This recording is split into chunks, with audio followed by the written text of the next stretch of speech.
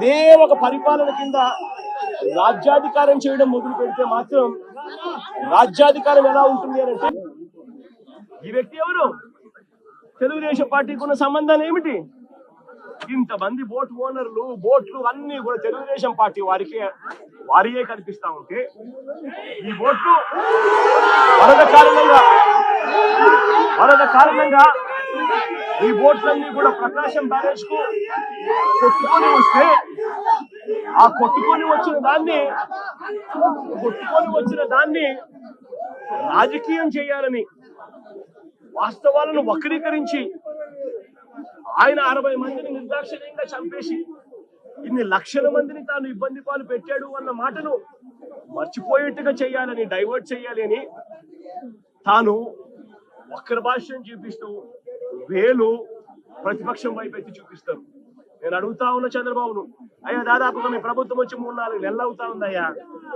3-4 నెలల నుంచి మీ ప్రభుత్వం ఉంది. 3-4 నెలల నుంచి ఉన్న మీ ప్రభుత్వంలో ఏదైనా జరిగితే ఓనర్షిప్ తీసుకోవాల్సింది మీరు, ప్రజలకు క్షమాపణ చెప్పాల్సింది మీరు, ప్రజలకు తోడుగా నిలబడాల్సింది మీరు. అలాంటిది మీరు వక్ర భాష్యం చూపిస్తూ నేరాన్ని ఇంకొకరి మీద నెట్టి చూపించాలి అని చెప్పి మీ దుర్మార్గపు బుద్ధి నిజంగా ఎంతటి దారుణంగా ఉంది అని చెప్పడానికి ఇది కూడా ఒక నిదర్శనం. ఇలా ఎవరు కూడా చూడకూడదు, ఇలా ఎవరు కూడా మాట్లాడకూడదు. ఇలా జరిగింది అని అంటే చంద్రబాబు నాయుడు గారి హయాంలో జరిగిన ఈ తప్పిదాలు బయటికి రావు అని వీళ్ళు అనుకుంటున్నారు. అయ్యా చంద్రబాబు, ఇవన్నీ తాత్కాలికమే. నష్టం జరిగింది ప్రజలకు, కష్టం వచ్చింది ప్రజలకు, దెబ్బ తగిలింది ప్రజలకు, నొప్పి కలిగేది ప్రజలకు. ఆ ప్రజలు చంద్రబాబు నాయుడు చేస్తా ఉన్న ఈ తప్పులను ఒకదానికి ఒకటి యాడ్ చేసుకుంటూ పోతా ఉన్నారు. యాడ్ చేసుకుంటూ పోయి శిశుపాలని పాపాల మాదిరిగా మీ 100 తప్పులు కూడా వేగంగా ముందుకు పడతా ఉన్నాయి అడుగులు. మీరు భూస్థాపితమైపోయే రోజులు కూడా త్వరలోనే వస్తా ఉన్నాయి. మీరు మీ పార్టీని కూడా గుర్తుపెట్టుకోమని కోరుతా ఉన్నా. ఇక్కడ నుంచి గోరుముద్దలో రోజుకొక మెనూ పెడుతూ పిల్లలను అల్లారు ముద్దుగా చూసుకుంటా ఉన్న వాళ్ళ మేనమామ ప్రభుత్వం వైఎస్ఆర్సీపీ ప్రభుత్వం అయితే, ఈ రోజు చంద్రబాబు నాయుడు గారి ప్రభుత్వంలో పిల్లలు ఇవాళ తిండి తినలేక పిల్లలు ధర్నాలు చేస్తూ హాస్పిటల్లోకి ఇవాళ చేరుతా ఉన్న పరిస్థితులు ఈ రోజు కనిపిస్తా ఉన్నాయి. బడులలో ఇంగ్లీష్ మీడియం గాలి కొదిలేశారు. టోఫుల్ అన్నది 3వ తరగతి నుంచి ఒక పీరియడ్ గా పిల్లలకు పెడుతూ ఇంగ్లీష్ లో తర్ఫీదిచ్చే కార్యక్రమం వైఎస్ఆర్సీపీ ప్రభుత్వం చేస్తా ఉంటే, ఈ రోజు టోఫుల్ క్లాసులను పూర్తిగా ఎత్తేసినారు. నిజంగా నేను ఆశ్చర్యం కలుగుతా ఉంది. గవర్నెన్స్ విషయంలో అదే వైఎస్ఆర్సీపీ ప్రభుత్వం ఉన్నప్పుడు, అదే వాళ్ళ జగనన్న ప్రభుత్వం ఉన్నప్పుడు, ఆ పేదల జగనన్న ప్రభుత్వం ఉన్నప్పుడు ప్రతి పథకము డోర్ డెలివరీ జరిగేది. పెన్షన్ ఇంటికే వచ్చేది. చంద్రబాబు నాయుడు గారు ప్రతి ఎమ్మెల్యే అభ్యర్థిని ఇంటికి పంపించి డోర్ టు డోర్ క్యాంపెయిన్ చేస్తూ అన్న మాటలు ఏమిటి? పిల్లాడు కనపడితే చాలు, నీకు 15,000, నీకు 15,000, నీకు 15,000, నీకు 15,000.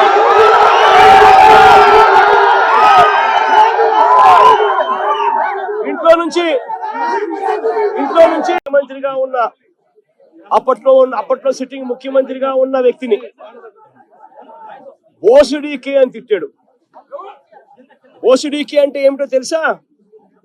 తెలుగుదేశం పార్టీ కార్యాలయంలో తెలుగుదేశం పార్టీ అధికార ప్రతినిధి ముఖ్యమంత్రిని ఆ రోజు అన్న మాట లంజా కొడక అని.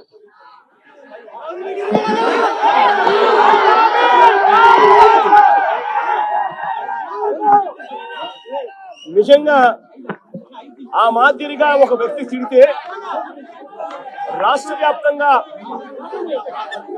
ఆ ముఖ్యమంత్రిని ప్రేమించే వాళ్ళు, వైఎస్ఆర్ కాంగ్రెస్ పార్టీని అభిమానించే వాళ్ళు, రాష్ట్ర వ్యాప్తంగా ఉన్న వాళ్ళందరికీ కూడా కడుపు మండదా? ఎవరైనా చెబితేనే వాళ్ళు వచ్చి చేస్తారా? కడుపు మండిన వాళ్ళు, ఈ అన్యాయాన్ని చూడాలనుకునే వాళ్ళు, చూడకూడదు అని అనుకునే వాళ్ళు కొంతమంది తెలుగుదేశం పార్టీ ఆఫీస్ దగ్గరికి వెళ్ళి అటువైపు నుండి తెలుగుదేశం పార్టీ వాళ్ళు తప్పు చేసిందే కాక ధర్నా చేయడానికి వచ్చిన వాళ్ళ మీద దాడి చేయడానికి కూడా ప్రయత్నం చేశారు. ఆ దాడి జరిగిన పరిస్థితుల్లో, ఆ తోపులాటలో, ఆ తొక్కిసలాటలో తెలుగుదేశం పార్టీ ఆఫీస్ మీద కొద్దో గొప్ప రాళ్ళు పడిండొచ్చు. నేను అడుగుతా ఉన్నా, ఆ జరిగిన ఘటనను ముఖ్యమంత్రిగా నన్ను అన్నా కూడా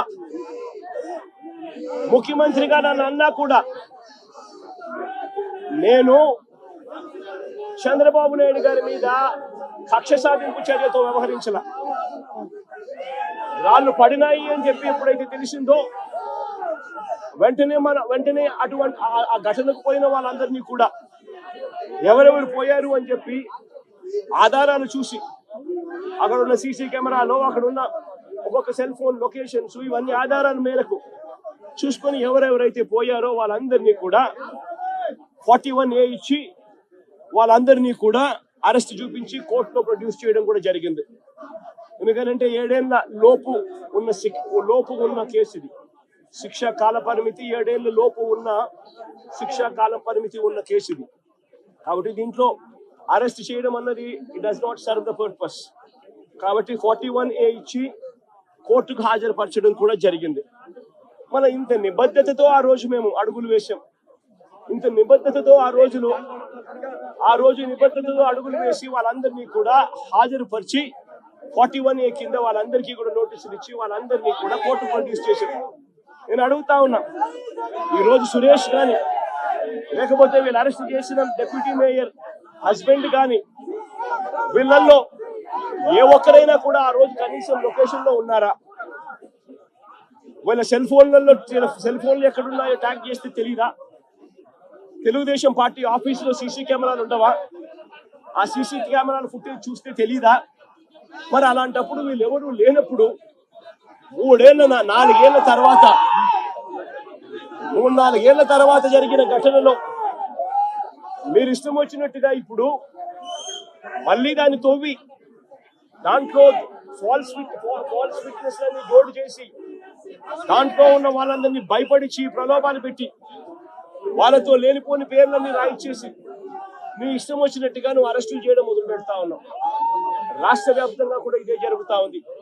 ఈ ఒక కేసే కాదు, ఇదే మాదిరిగానే రాష్ట్ర వ్యాప్తంగా కూడా జరుగుతా ఉన్నాయి. పోలీసులు ఏ స్థాయికి దిగజారిపోతా ఉన్నారు అని అంటే, అటువంటి పాత కేసులలో కావాలని వీళ్ళే తప్పుడు సాక్ష్యాలు క్రియేట్ చేస్తా ఉన్నారు.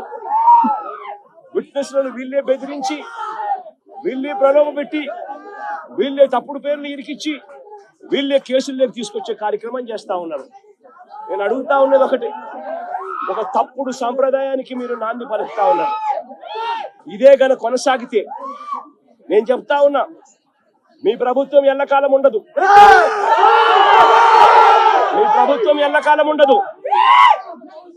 ఒక తప్పుడు సాంప్రదాయానికి మీరు బీజం వేస్తా ఉన్నారు.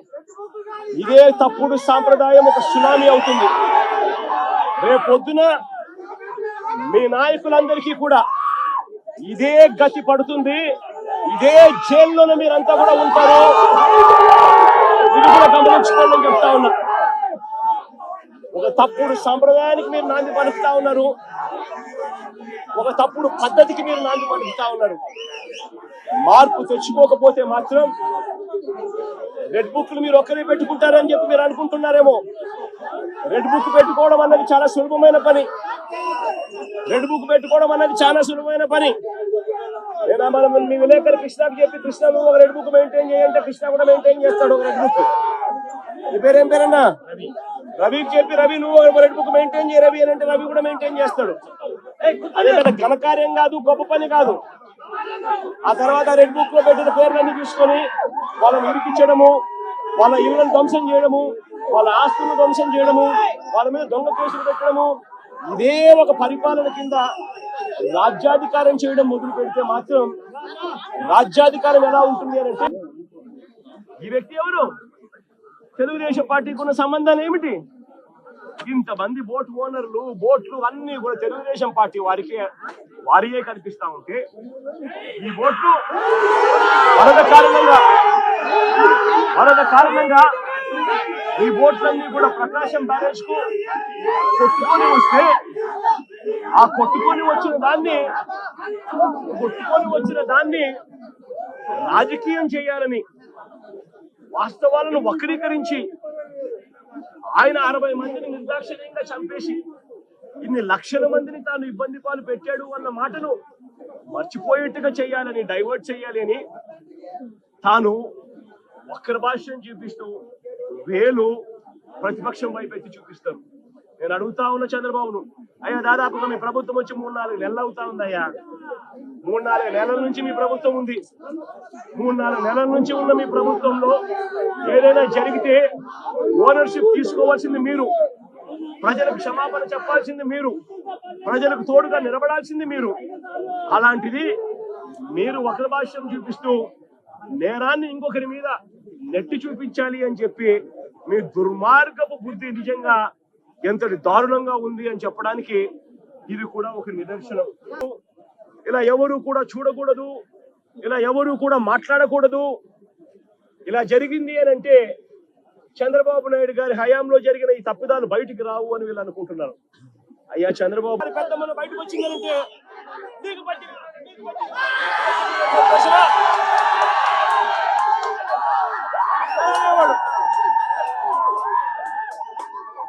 ఇంట్లో నుంచి 50 ఏళ్ళ పైచిలుకు ఉన్న మహిళ బయటకు వస్తే చాలు. ఇంట్లో నుంచి 50 ఏళ్ళు పైచిలుకు ఉన్న మహిళ బయటకు వస్తే చాలు. జగనన్న చేయుత కింద ఇచ్చింది కేవలం 18,000. చంద్రన్న వస్తున్నాడు, మీకు సంవత్సరానికి 48,000 ఇస్తాడు. మీకు సంతోషం.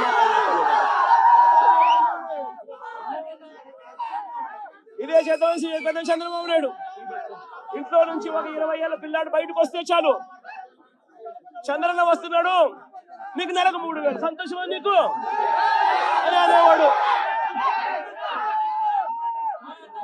ఇంట్లో నుంచి కండువా వేసుకొని రైతు బయటకు వస్తే మీకు 20,000. సంతోషమా?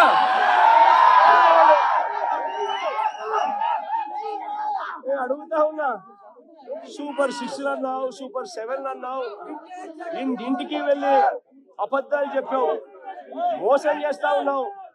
మోసంలో నుంచి కోపం పుడతా ఉంది.